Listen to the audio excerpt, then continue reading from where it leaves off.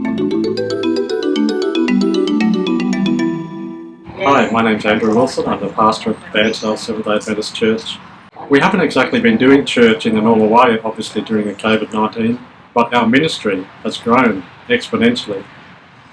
We already had a program like Food and Friendship, and we had ADRA happening, we have an op shop, and all those things contributed to our work through all this time. I'm Marilyn Bevery, the manager of ADRA in Bairnsdale, and our work has absolutely exploded in this last 12 months. First of all, we were mobilised to help people through drought, and then the bushfire, and now COVID. When we first started our Food and Friendship outreach, we had about 30 families. Now each week we are getting food to over 500 people.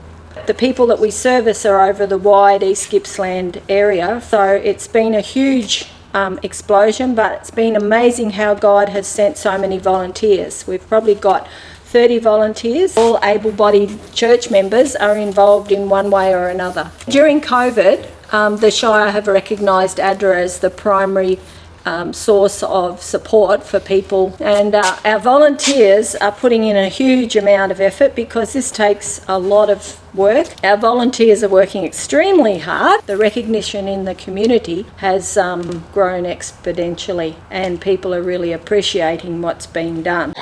During this COVID period, we've been very blessed by God. He's allowed us to service the community by staying open, providing goods of food and friendship. It's been a real blessing, and the children's Bible, so we can reach the children too, has been another ministry, which has been really exciting. There was a 14-year-old girl who came in last week, and Denise gave her a children's Bible as well as the international version that she wanted.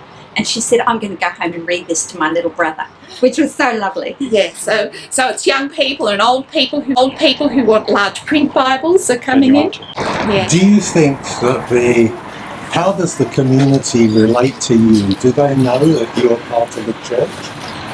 Yeah, people realise we're part of the church. That's another aspect of the op shop. It became a little social centre, and not just supplying people's physical needs, but a lot of emotional needs too. They would come for a chat, or you'd be able to help them. God works in miraculous ways. Like all the other op shops had to shut, and the library was shut, so our sales could then go up. So we needn't to worry. God had everything in hand. Yes, and another exciting thing was the free table that you've started, Denise, and the Bibles that you put on.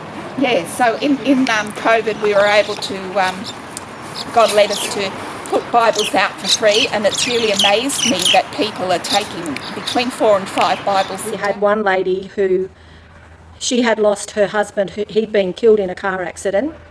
Shortly after that she lost her house in the fire, and all she had left was just a little lean-to shack. And she had a daughter. She was just distressed with all of those things. And then when COVID came, that was just another layer that she felt she just couldn't cope at all. So she'd just been hibernating in this lean-to shed. She came and, well, this is in the lady's words. This lady said, I've never felt so relaxed in the company of these ladies that really showed kindness and cared. And she said, one of them just took me aside and said something.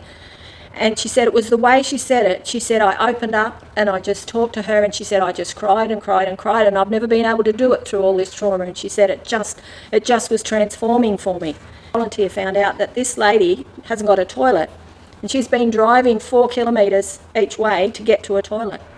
So we went out and visited her. She's just so appreciative of the physical help, but of the emotional support. Just in regard to how it's impacted people's lives, we've had a couple of people in particular contacted us by writing and obviously verbally as well, saying that unless we had intervened and helped them in their lives, they were going through some really difficult and stressful times, and they expressed that because of the care that we had shown, that they are still alive here today. So these things are more than just supplying food. It's more about caring, and that's what we have tried to do through all this time.